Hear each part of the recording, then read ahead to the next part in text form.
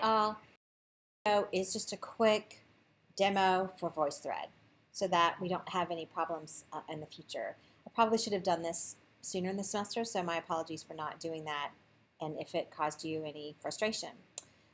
Okay, so here I have pulled up Principles of Perception, which is one of our slide presentations, and make sure, first of all, the first thing to do is make sure you're at the beginning, which you'll know you're at the beginning if you look down here at these arrows and the left one is dark. If the left one is dark, it means that you can't shuttle any further to the left and you're at the beginning. If it is white or highlighted, then you need to go back even further. Okay, so here we are on the first page. If you see a square with an LS in it, it means that I have recorded something for you. So you click on that and it will come up.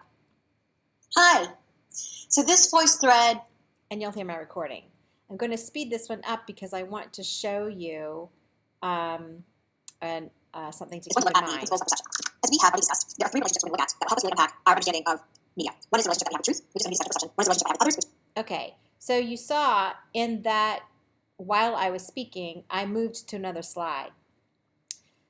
When I finish with the audio and video, you will still need to click through that slide until you hit a slide that hasn't been covered in the audio portion, which I believe this one actually hasn't been covered, but this is the next slide that has a red square with an LS in it. So this is the next slide that will have something recorded for you to listen to.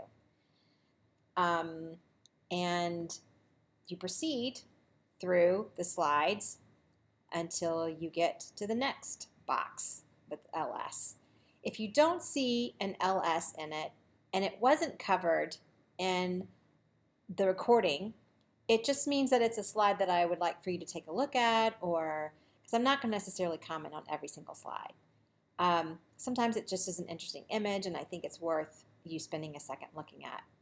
Or it may have information in the graphic and I think it's self-explanatory. But most of the time, you're going to see a square with an LS and I'll be telling you something about it. This square, I had asked you to leave a text indicating how you would best tell a story of a man blowing a bubble using 8 characters.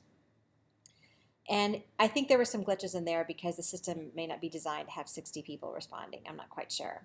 But you know that there is more to be viewed because down here we have this triangle that's lit up still.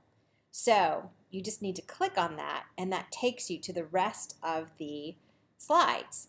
And again, we have a red square. Click on that. The next concept we're going to look at is called feet to ground. We're going to look at that. And it will have me talking. And you probably now that you know how to speed it up are going to be listening to me on 4 times the speed, which will certainly make me a chipmunk. I don't think that there's anything else to tell you, except that's my cat complaining in the background. Sorry about that. I do hope that you do listen to the rest of this presentation, though, because the principles of perception will appear in the perception test, and so you need to have a little bit more context for the principles than what we covered in class, because we went through the principles pretty quickly in class. And you get the added benefit of getting to watch the Kiss Cam, which I love. Okay, so I guess that's it. I hope that's helpful, and happy viewing. Bye.